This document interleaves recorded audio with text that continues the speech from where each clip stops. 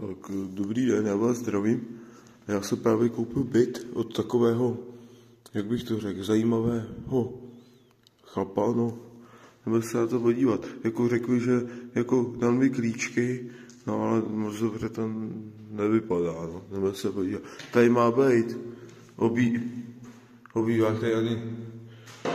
Ty on má odpojenou elektriku, ty píč. No tady není nic, ještě mi vzal umyvadlo, no do píč. A nechal mi tu bordel. Tak to jsme nalíty, no jdeme dál.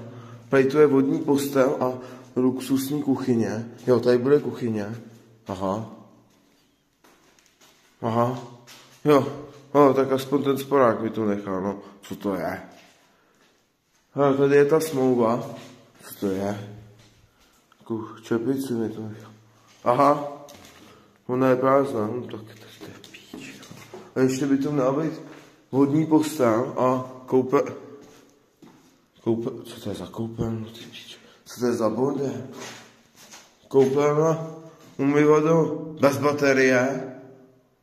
Nemám tady světlo. A jo, takhle vodní postel, aha. Že se na tom vyspím a pak vykoupu. No to je píč. Jako za milion asi dobrý, no, ale dvojebarné. Tak zdravím, já vás vítám u dnešní, jak bych to řekl, videoprohlídky bytu, který jsem myslím dostal. Tady bychom měli mít jo, je tady klíček. OK. Jdeme se na to podívat. Majitel nemohl, tak mi řekl, ať jo, ono to nemá vstupní dveře. Dobrý, nevadí.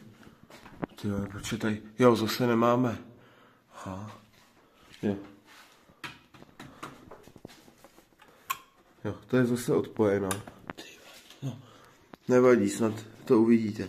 Záchod docela dobrý, i když no, nevím, proč není ten kryt, ale není špatný. Koupelna, no, ty vada, nevím, no, spadený závěs. A tady by mělo být to co to? Asi zateplení. To nejlepší. Jo, takže pán psal 2 postele, to tu je, takový, no, ale tak jako vyspat se na tom dá asi.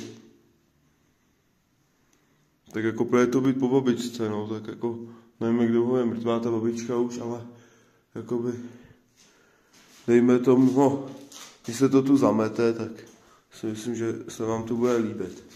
No, tak jdeme na další hned. Tak, druhý byt vypadá trošku líp. Jdeme se podívat, máme tady velice velké topení, to vás vytopí. No, až to prskne, tak vás to vytopí. To je jedno.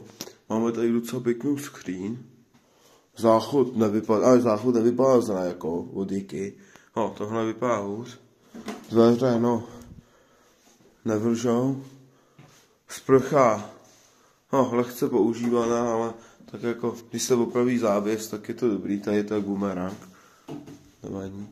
A tady zase, no a tady už to vypadá líp, tady máte skřínku, takovou, docela prostorná, prázdná, doufám, no jaká myš, nevadí. Stůl je taky pěkný, postel, no, nevím, jak se na to vyspíte, ale když si tam hodíte tady to, tak to. Tak a mám tady před sebou poslední byt a to by měla být úplně jako voňavka, nejlepší. Tak a tady je poslední byt, všichni jsou hodně u sebe, takže kdyby nějaký kámoši k sobě bydeme, ve všech nejsou dveře, ty si musíte koupit vchodový, ale jinak je to jako, jdeme se podívat na ten pejnej. Aha, tak tady dveře máte, hezky jako opření, to je dobrý, ty jsou docela použitelné. No, každopádně, zase záchod, jo, zase někdo vybral ty krytky, to stojí dost, ale jinak jako dobrý. Koupelna, no závěs zase sundaný, to nevím, co mají za zvyk, ale tak jako to se dá. No a tady je nejvíc nábytku. Docela pěkná skříň, jako bez poškození.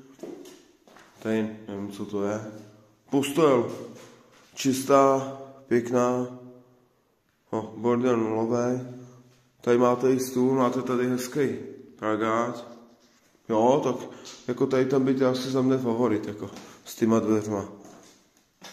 Tak jo, kdybyste nějaký byt chtěli, tak se ozvěte, no a já se loučím.